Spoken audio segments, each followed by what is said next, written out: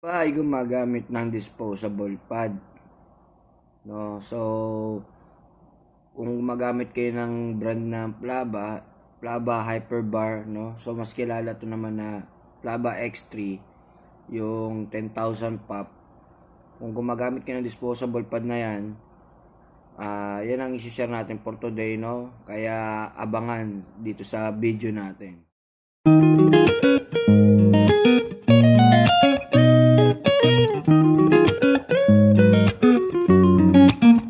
Welcome back mga kaloko, no? So, off topic muna tayo sa tattoo. Ang i-share natin for today, paano mag-refill ng disposable pad na Plaba Hyperbar o mas kilala na Plaba X3, yung ganito. Kung nakagamit na kayo ng ganito, so para hindi masayang, no, pag naubos, tuturuan ko lang kayo kung paano tong i-repair, i-refill. Yun, sorry, no? So, yun, bago ang lahat, please like and subscribe to my channel, Tatuloko TV. Ako nga pala si Chris Gomez ng Tatuloko Shop and Supply. So, yun. Tagal tayo hindi nakagawa ng video, so sobrang busy, nag-aalaga tayo ng bata, kaya for a while, ito lang muna, no, yung paano i-refill to, no, para hindi masayang.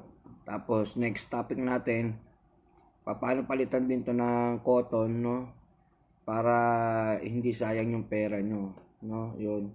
So, ito na, no, paano natin to i-refill, no, yung papalitan natin ng juice pag ubos na.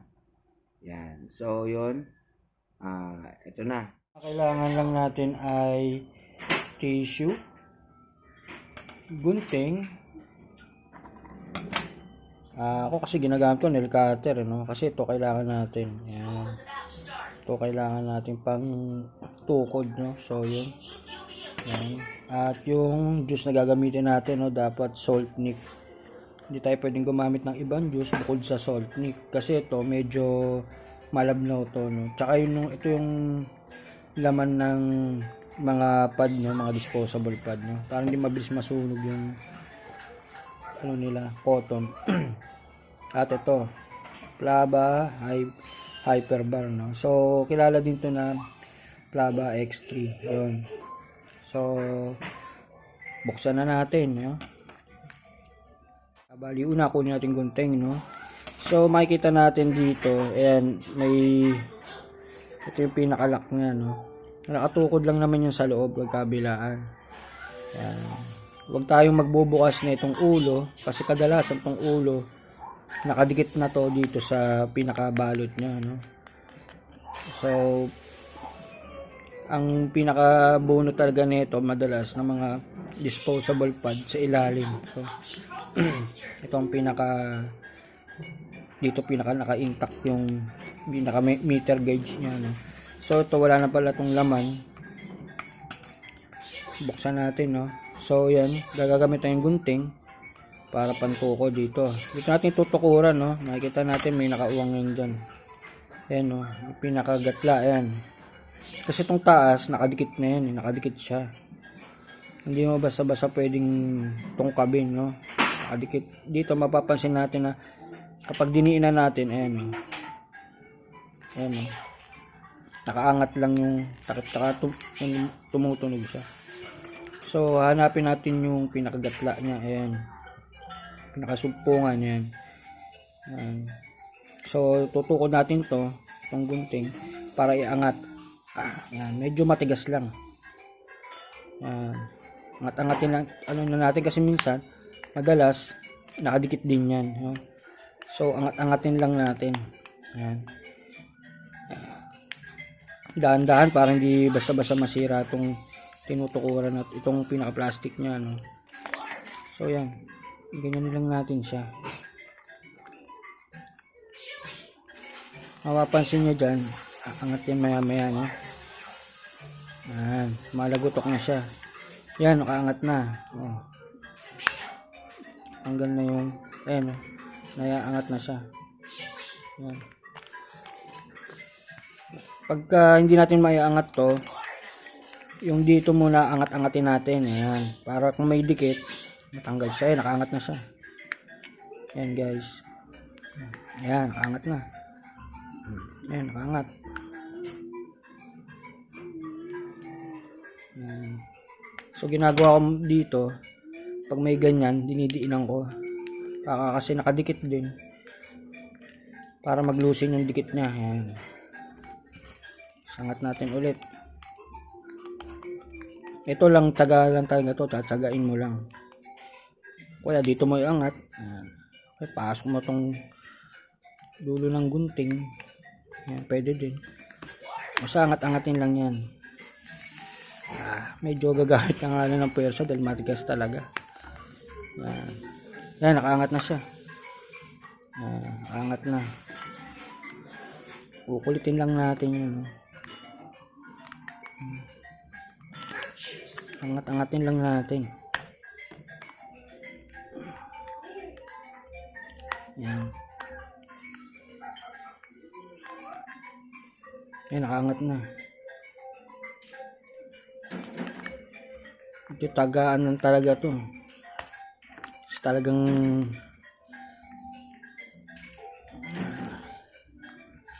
matigas talaga siya.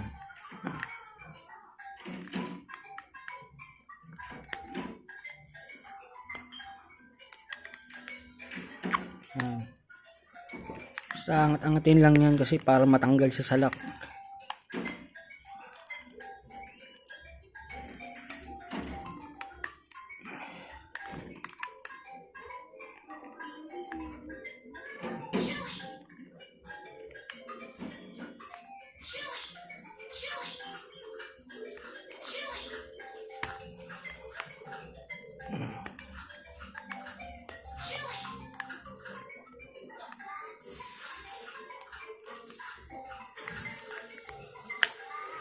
Ito, didinan pala natin to. Yan, ito sabay tulak. Yan.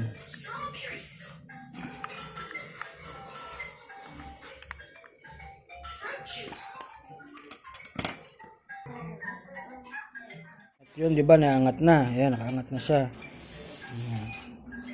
Pasok natin tong sa nail cutter. Ayan, nakapasok na siya. Ayan, nakapasok na. Angat-angatin lang natin ganyan. Iwasan na natin tamaan yung diode sa loob, no? Ayan. Ayan, pag nakapasok na siya, ayan. Angat-angat lang natin ganun. Ayan. Ayan. Tapos to, pipigain din natin to, tong side. Ayan. Ngayon, pag nakaganyan na siya, ayan. Pasok na yung nail cutter. Nakikita nyo, nakapasok na siya. Kunin nyo ulit yung gunting. Ayan. Tsaka yung angat dito sa kabila. Medyo mahirap talaga siya. Matigas. Sobrang tigas.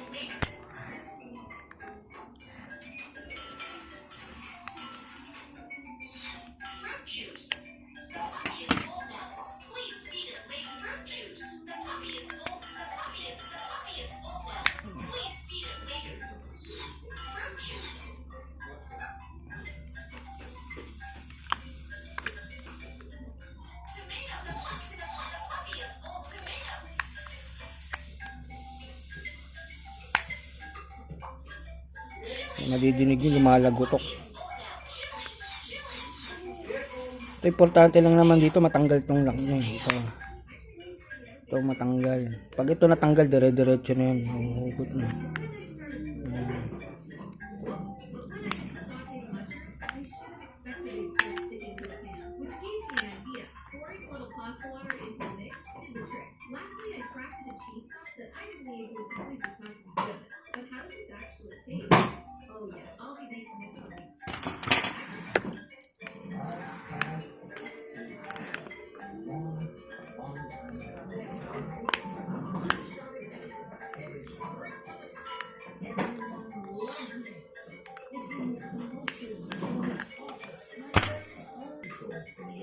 At yun, pag napasok na natin to ang gunting, yan, mas matigas to dun sa nail cutter, no? So yun, bubuhon pa natin yan, no? Yan.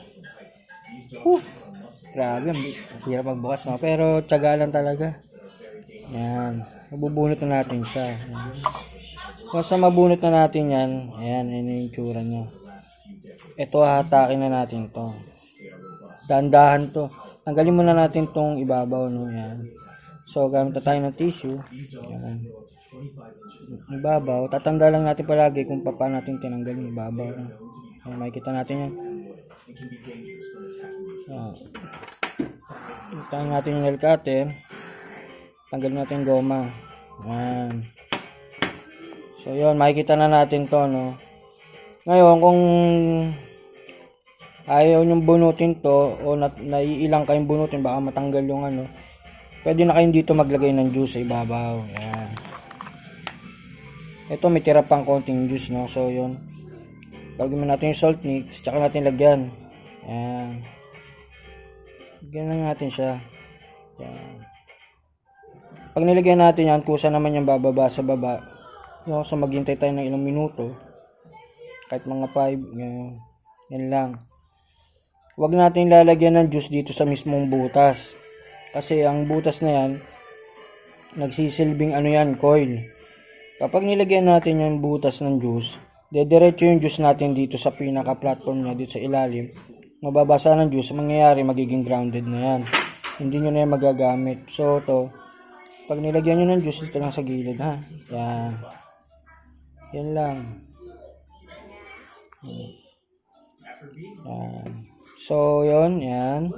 Ipag muna natin. So, ang ginamit natin na juice eh, salt nick na milk o, no? Na strawberry taho. Yan. Yan. Ng red tax. No? So, yun. Ganun lang kasimple, no? Pag gusto natin i-refill to, hindi naman natin kailangan baklasin. Pero pwede yung baklasin yan. Dahan-dahan lang. No? Bubuksan naman yung ilalim niya. Ayan. Makikita nyo na aangat yan. Ayan. Ayan, atak na siya. Ayan. Ayan yung pinaka-wire niya sa loob. Ito yung iingatan natin maputol. Kaya mas maganda kung maglalagay tayong juice dito lang sa ibabaw. Ayan. So yun, pag nalagyan na natin ng juice, balik lang natin to. Yung plastic ano niya, yung goma. Ayan. Dapat intact na intact yan, ha? Dapat lapat na lapat kasi para pag hinipak yung usok hindi siya hindi pumasok yung ibang hangin sa loob, sa gilid. Dito lang talaga sa gitna. So yun, kabit na natin ulit to. Yan. Hindi na lang natin, no? Ganyan. So yan, okay na. Tapos yun, yung mismong hipakan, nakatapat sa butas. Ayan. Dinang lang natin ulit yun. Didikit na yun ulit, di na matatanggal. So yun, pag hinipak mo,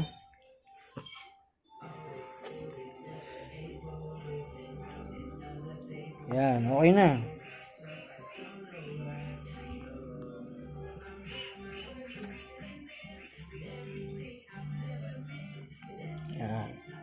So, yun, no. Bali to, pag na-refillan nyo na, ang magbabago lang dyan yung voltage, no.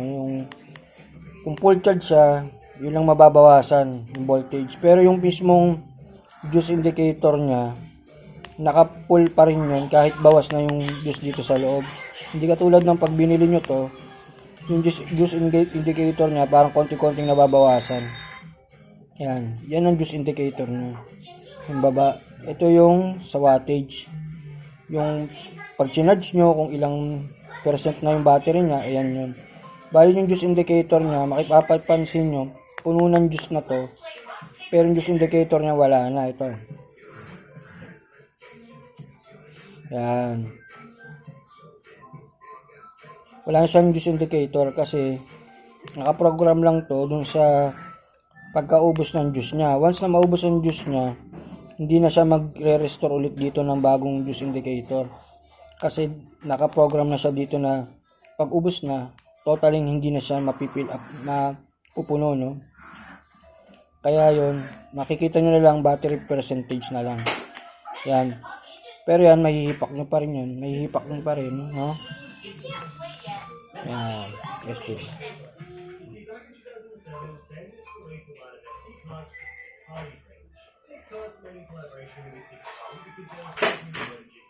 Yan. Yan, nababawasan siya ng percent ng battery per use indicator. As in, wala na talaga. So, yun. Kita-kitsa lang tayo sa susunod, no? So, balik ko na yung camera sa akin para mas good. At yun, na refill na natin, no? So, nakita nyo na kung paano i-refill. So, para yung pinambili nyo naman, hindi naman masayang yung pera nyo na pag naubos, tapon nyo na, no? Pwede nyo pang gamitin para mas makatipid. So, yun, bibili na lang kayo ng i-juice na na salt nick para mas suabe, no? So, para hindi masyadong malayo dun sa lasa nung pad natin, pipili kayo ng mga protein na juice, no? So, yun. Huwag naman masyadong mentholated kasi pag mentholated, mas mabilis masusunog yung cotton na ikakabit. Ay, yung nakakabit na cotton, mas masusunog kagad yun. Kasi iba pag mentholated eh. So, yun. Ayan. Tulad nga na sinabi ko, hindi na lalabas dito sa juice counter niya na ubos na yung juice niya. No? So, nakalagay na lang sa juice niyan, talagang as in wala na. No, makikita nyo na lang yung watts ng charging niya, no? Yun, yung nasa 100 watts o 99 watts. Yun na lang ang makikita nyo. Pero yung juice hindi na. Kasi nakaprogram na nga lang yan dun sa juice na nakabit dito. Pero yun, at least paano makagamit nyo pa rin to. Hindi nyo itatapon, no? Para hindi sayang yung perang pinambili nyo. Kaya yun, sa susunod,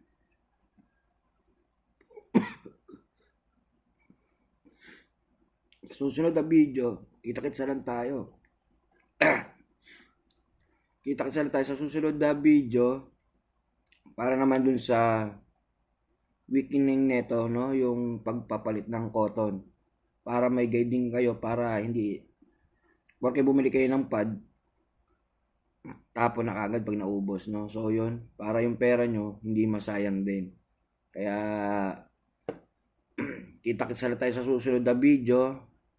Ingat sa pang-araw-araw na buhay. Magdasal palagi.